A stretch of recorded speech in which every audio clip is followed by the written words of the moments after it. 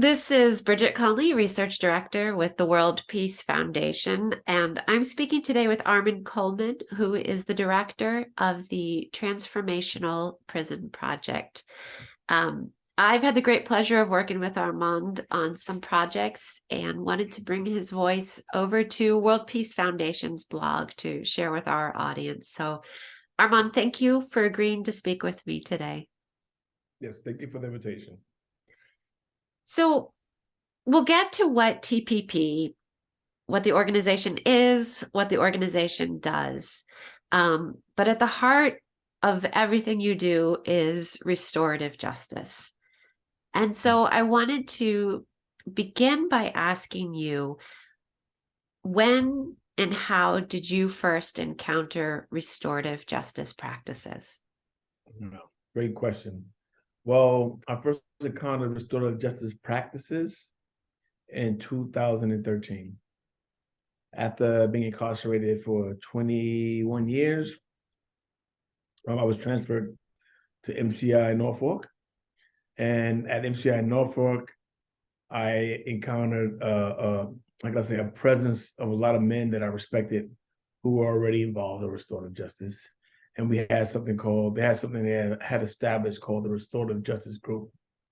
And the Restorative Justice Group was found basically for the purpose of bringing healing to the incarcerated men and help them find a better way to communicate besides violence. So when I went there, my cousin, who was also my co-defendant in the crime that I committed, he was actually the lead of that space. And he immediately got me involved and invited into doing the work. Yeah, so one thing that you said, and I think that not everyone will understand, is the connection between people who are incarcerated, especially those who have perpetrated crimes. Not everyone who ends up in prison has. But the connection between addressing the harms that they've experienced and coming to terms with the harms that they've caused. So can you explain a little bit about how restorative justice works inside prison? Yes, so the Restorative Justice Group, how it started, it was kind of like a program for us, by us. And it kind of like speaks to what you were just saying about the importance of relationships. The way I looked at it was that when I started getting involved with restorative justice, I did a lot of harm. My harm didn't stop at the prison door. I kind of was considered like one of the most incorrigible ones in the state of Massachusetts, having spent 28 years in prison, over a decade in solitary confinement. I had a reputation that was beyond repute to the men incarcerated, right? So it came a time when I went from being a follower to having a following. But I still didn't know how to use my voice and my influence to actually help people move in a positive and healing direction. So when I went to MCI Norfolk, the way programming looked like is that we created programming for ourselves based upon our own experiences. And we led the programming ourselves. We also had an external component that came in and assisted us, a volunteer body, if you will, right? So the first group that we started was something called a reading group. It's an 8-week reading group. So you had an 8-week reading group, and in the 8-week reading group, we would explore things like the humanization of loss, disruption of community, rage, and a couple other topics, all based upon the book Teens Who Hurt. So we would actually extracted 4 different chapters from that book. We would read them every week, and then we'd come back and we discuss it in circle space. And everybody will be able to relate. You have to relate those chapters to their own reality. So we had a process that we do inside where every group we start with grounding, then we go into what's called the check-in, and then we do our circle rounds, our question rounds, if you will, and then we do a closing, check out and a closing. So that was basically the format we used for every single group that we had. And for you, what's the connection between dealing with traumas that you experienced as a young person? Or because, if I recall correctly, you committed the crime that you were sentenced to prison for when you were, was it 18 or? 17. How old? 17. 17, right? Right. So really a teen, like just a kid still, especially Yeah. considering what we know.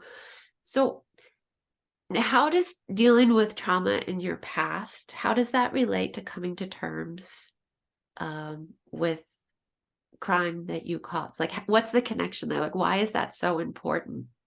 Yes. So that I think is very important, and it has a lot to do with guilt. It has a lot to do with shame. It has a lot to do with basically forgiving oneself, right? Just take me for instance. I was 17 years old when I committed my crime. After 20 plus years of incarceration, I was delusional to believe that I was one of the greatest gangsters ever, and that I would actually capitalize upon that. Upon release, by having allegiance from a legion of people who actually admired the work that I put in a destructive way, right? However, once I entered into the restorative justice space, I realized everything that I was doing, all my acts that I committed, were literally me playing out childhood crimes that happened against me. I realized that hundreds of crimes were committed against me before I ever committed one crime. And everything that I was doing was literally me living out those traumas in a destructive way. Basically, a hurt person hurting other people. So I actually realized early on in the restorative process that the crime that I committed was the exact recreation of a crime that was committed against me as a child. I was hit in the back of the head by my uncle for snitching on him to my grandfather. And my crime was the exact same crime with fatal results, where I hit somebody in the back of the head with a bullet with fatal results for snitching, right? So once I realized that, I realized, wow, I'm not even in control of my own reality. So I wanted control of my own reality. And I learned through that process that if I continue to process, eventually I'll be able to like have control of my own reality, be able not to be controlled by my traumas. So that was something that was like very, very attractive to me. Yeah. And you were, I think, 5 years old as a child when you were hospitalized for being hit in the back of the head, right? I mean, it Yes, so that wasn't, was the this is first, not a yeah. minor. Yeah, but even so, the instance of getting hit in the back of the head of the brick is bad enough, right? Getting stitches, getting admitted to the hospital is bad enough. But for me, I don't even remember the pain of the brick, right? But what I do remember the pain of is when my mother came to the hospital and she asked me like, "What happened?" And I explained to her what happened. Her response is something like, "That's why you don't tattle." So like I don't remember the pain of the brick, but I remember like when I was recounting her saying that to me, I couldn't get past that. Like it did something for me as a child, right? It's kind of like my mother was giving sanction that if something like this happens, somebody tells it's okay to hit them, and even in the back of the head, I mean, it's okay.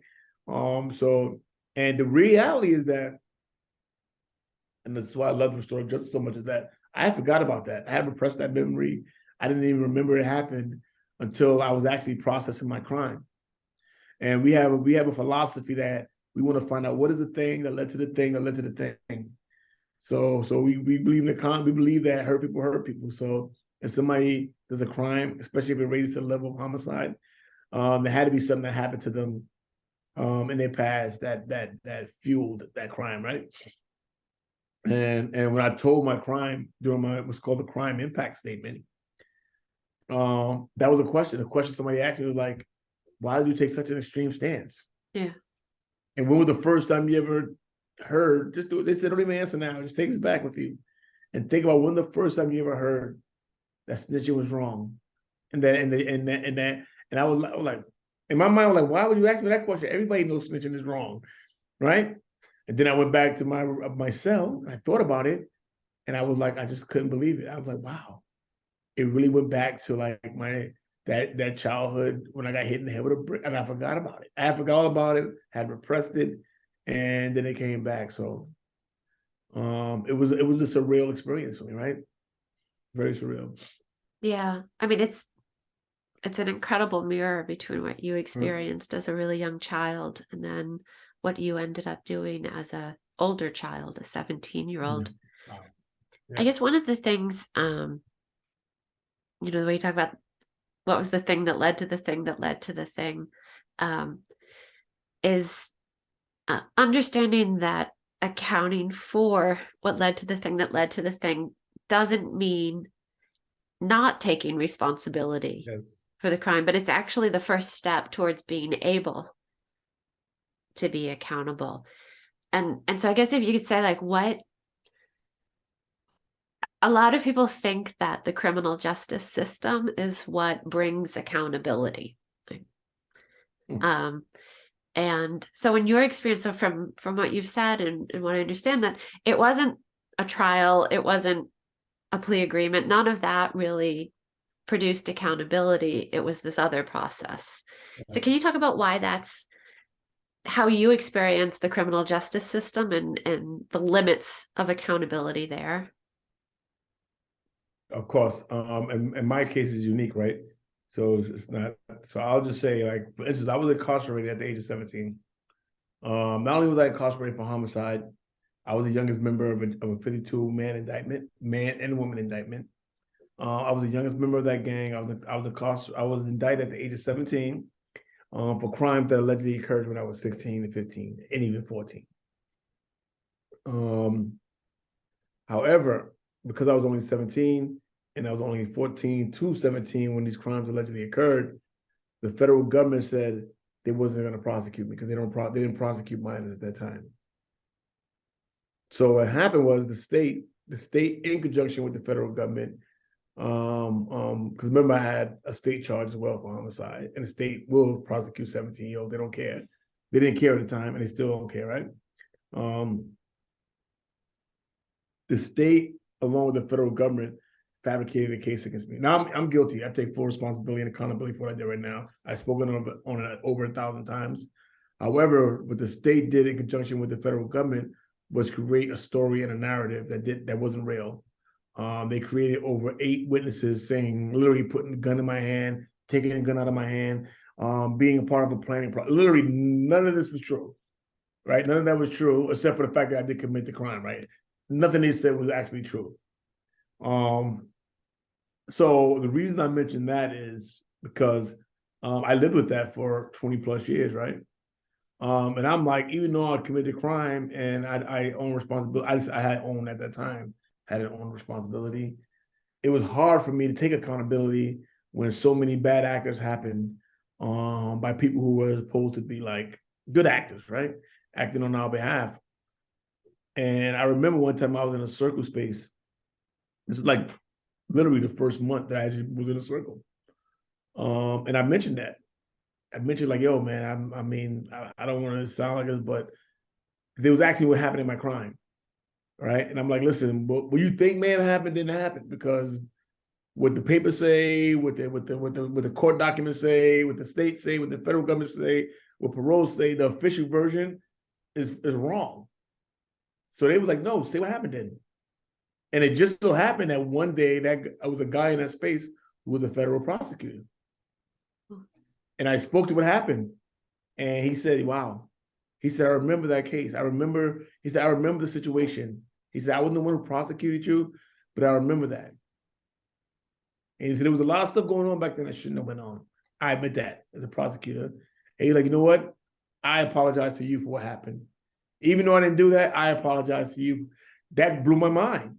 Yeah. That literally blew my mind. I feel like it opened the doors for me to take accountability because somebody finally acknowledged what happened to me. What happened to me. And even though it wasn't him, I felt like he was literally the person issued the apology. He was like, yo, I wasn't in office at the time. I wasn't on the case, but I remember it. And that should never happen to nobody. We were wrong for that. And like, he gave a sincere, heartfelt. And I was like, wow. And I never forgot that. Yeah. I never forgot that. So the reason, like I said, I mentioned that because that allowed me to open the doors of my own accountability. Like I never did before. Yeah. And I think something like 97% of cases are settled through plea bargains, which are really trading, the harshest possible charges against, another version and traded down. And it's not really a fact-finding endeavor. Yeah, and it's not, and like I said, it's not done fairly. Yeah. Literally the crime that I committed, like I said, I committed the crime, but they literally had no evidence against me. The Yeah. only evidence they had was evidence they fabricated, and that was used to leverage that in those instances they use as false evidence to leverage a plea bargain. Somebody could be like, "Yo, you know what? I'm gonna take this plea bargain because I don't want to risk going to trial, right?" Yeah. I know somebody who was innocent and he took a plea bargain because they had false evidence leverage against them. And I know for a fact he was innocent, right? So I was like, but he just took like, yo, listen, I don't want to take the risk of going to prison for the rest of my life. So let me just take this and Yeah. take 15, 20 years. And that's sad. Yeah. Yeah. Can I ask you, since we're talking about accountability and the way the system functions, obviously talking about it this week, um, one can't help but think of what happened to Tyre Nichols. Mm. Um, and had it not been for cameras, Mm. and activists who refused to let the issue go, um, we might not even, the official version of the story might still be on the books, the one that's a fabrication. Yes. And one of the challenges, well, at least I imagine, for someone who also knows that prison doesn't necessarily do the things society wants it to do, when we're faced with an example like Tyre Nichols, where a lot of people are saying accountability will mean that these police officers get the harshest possible sentence. And I'm just curious for you, like when you look at that situation, where do you think accountability, where do you think it lies? I think first and foremost, like the family, right? So every space I've ever been in, I've had that pleasure of like being in a space of over 2 dozen like survivors who've lost their family members to like crime, right? And for the majority of them, the perpetrators have been sentenced to life in prison. But none of them have ever got felt they didn't feel that was accountability. They didn't feel they got any healing from it, and they didn't feel satisfied with the results. So I think in situations like that, it needs to be a discussion. And I would just say, let me just back up, because a lot of people believe that restorative justice is like soft, right? Yeah. I would tell you right now, to my face, the hardest thing I've been in prison 28 years. I've been in Rikers Island, I've been in Sarford, I've been like some of the harshest environments that prison has. All the hardest thing I've ever did was going into the restorative justice space. The only time I was ever scared actually was when I went into that space, and that's the only reason I actually went full force, because I prided myself on being courageous and not being afraid. But I was scared, and that's why I literally like Jedi mind tricked myself to go into those spaces and actually until I wasn't afraid no more to be in those spaces, right? Until I actually found refuge in those spaces. So I kind of believe that that process could work on any given crime, right? And I would not dismiss it. Yeah. I'd like to switch gears if possible and talk about the work you're doing now. So tell me, what is Transformational Prison Project? What are you guys doing?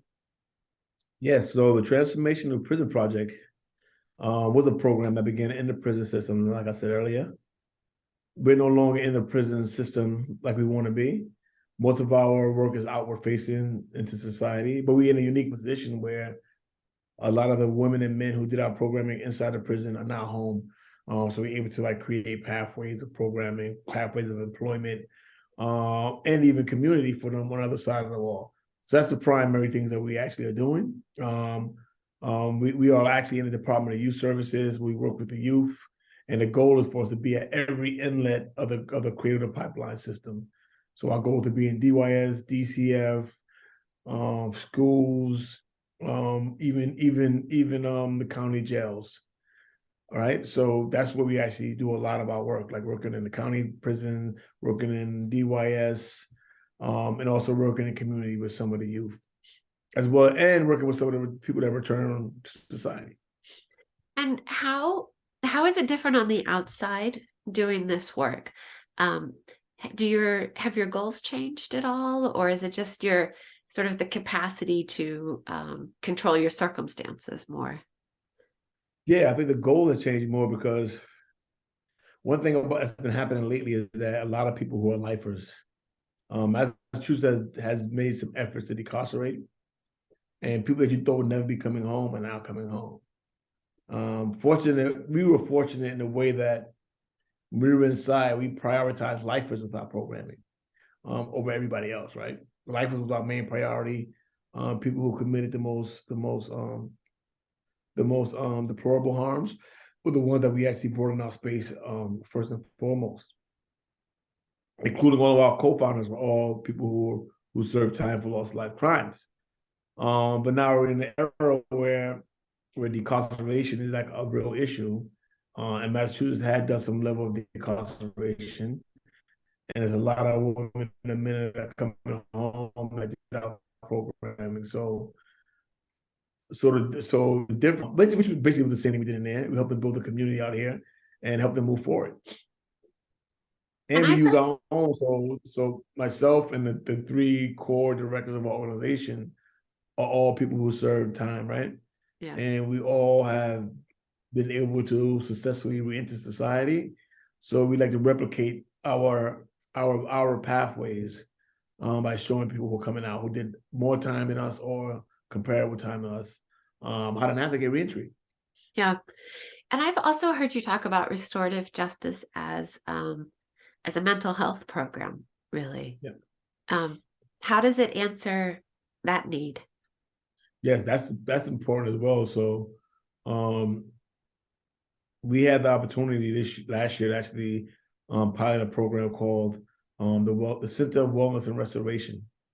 And what that was to do was to get a restorative justice based clinical department that can help us focus on reentry. For instance, I don't know if I told you the story, but when I first came home, I was like most lifers, I'm mandated to do mental health. Yeah. And I was doing mental health for a while with a certain clinician while trying to work on getting TPP, the Transformational Prison Project, operable, right? And I remember less than a year into my treatment with her, she did an exercise with me and said, "Do you plan on living in Boston?" I said, "Yes." She said, "You know, rent. How much do you think rent's going to cost?" And I told her. She asked me, "How much do you think a car is going to cost? How much do you think A, B, C, and D is going to cost?" She went through a list, and at the time, I only had a part-time job, but I was still working to get this on up and going. And her thing was like, "You need to get serious about life. You need to get a job. We already had a job lined up for you. Your case manager had a new job lined up for you in the casino. They also offered you a job in construction. You passed both of those on because you wanted to follow this. I mean, sometimes you might want to get serious and get it." I was like, wow. But for me, it wasn't discouraging. It was actually it was encouraging because I realized like, wow, I remember like I'm not the first founder of the Transformational Prison Project to come home. I think I'm the third, right? Of the co-founders, and I always wondered like, why didn't they follow up on the work? And then I met one of the co-founders one day. He was like, "I didn't follow up because I had to make a life." He said, he literally said the exact same line that she said to him. And I was like, I wonder if they said the exact same thing to him that they said to me. And I was like, wow. So now I realized I had to build something better for us, right? Something that understands what we're going through, understand what restorative justice actually means to people. And so that's where we actually got the Wellness and Restoration Center idea from. That was the vision. Yeah, it takes a lot though to build an organization from the ground up. Yeah. So congratulations to you and the fellow co-founders. I mean, you guys are doing something really extraordinary. I've heard some of them talk about the work too that they do. It's really emotionally taxing work, or at least it seems like it up from the outside. Yeah, so I think it takes great courage to continue to do that work. I'm almost done, but I wanted to ask you one more question. On TPP's website, you also talk about dismantling toxic masculinity. And yes. one of the things I think I've been really impressed with TPP is the way that you've addressed sort of holistically, like you've worked with the LGBTQI community, you work with women, you work with kids, Black kids, Hispanic, right? You work with a really large cross section of society that's impacted by incarceration. But I wondered if you could just say specifically, like to you, what is toxic masculinity and why is it a problem in this work of restorative justice? So toxic masculinity is something that fuels my crime, right? As well. So you put trauma and then you add toxic masculinity to it, it becomes a deadly like situation. And one thing I learned while I was incarcerated was that I wasn't the only one that was dealing with that. It took me, like I said, I did 8 years of intensive restorative justice program because I needed it to process everything I was dealing with. I was fortunate to have circle every day, sometimes 2 times a day, and always able to sit with what I had, process what I had. So those things could control me one time. But the last thing I ever processed was my sexual assault or rape as a child, right? So I think when you add that trauma to the toxic masculinity, I was in a position where I was in a position like 26 years into my sentence where everybody believed I was going home. I didn't believe I was going home. I knew I was going home. The tea leaves, everybody was reading the leaves. It was written, right? But I never processed what happened to me, right? And I was sitting in a space one day, and I remember I was sitting with a bunch of guys who were leaders. These guys are leaders. These are even guys I look up to. And I remember they were saying, they were talking about basically like surviving prison, like, and how we have changed. And we went around a circle where like 5 guys said, these are guys that I respected. Yeah. It was like, if somebody called me a bitch or somebody, I can't take it. I'm like, wow. Like they literally like, I was like, there's something behind this. Like, why is everybody, anything that was effeminate to them, they felt like they could not take it. And I realized like, wow, either they had the same sexual trauma that I had as a child, or they were so governed by their toxic masculinity that it wouldn't allow them to navigate. But for me, really, what really caused me to like changing my positioning was that when I was on my way home, my life was such that in 2016 or 17, I think it was, I was preparing to go to parole. And I was in a position of leadership in different programs and institutions. And I realized like, wow, all the people that I had supporting me in the restorative justice programming were women. Our external team were all women. I was in something called the Correctional Recovery Academy, and my counselor, who now works for us at TBP, she was a woman. I had an attorney; she was a woman. I had a mental health, I had a forensic mental health person. She was a woman. I had a social worker, and I was like, wow. I realized that my toxic masculinity was a barrier to me getting all that I needed to get from these people. I literally was able to either see them as sex objects, as less than, and I was like, wow, I can't. I literally recognized it as a roadblock.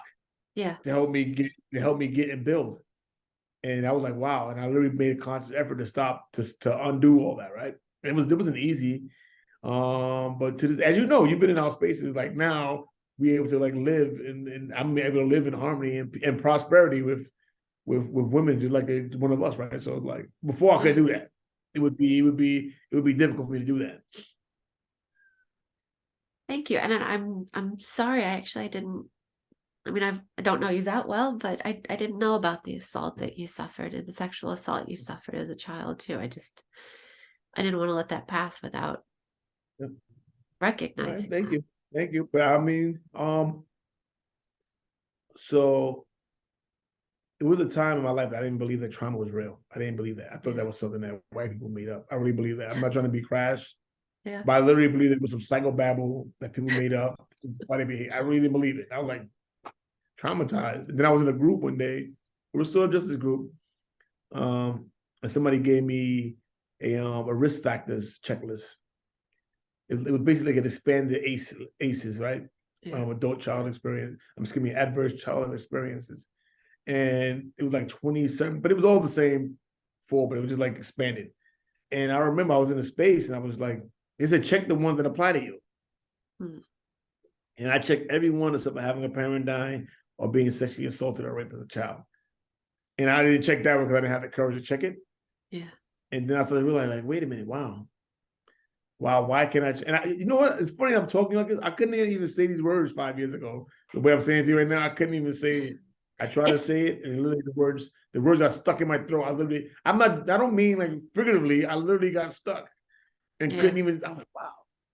And I knew that if I left prison and I didn't like process that restoratively, it would still have power over me when I got out here, and it could cause me to get in some trouble.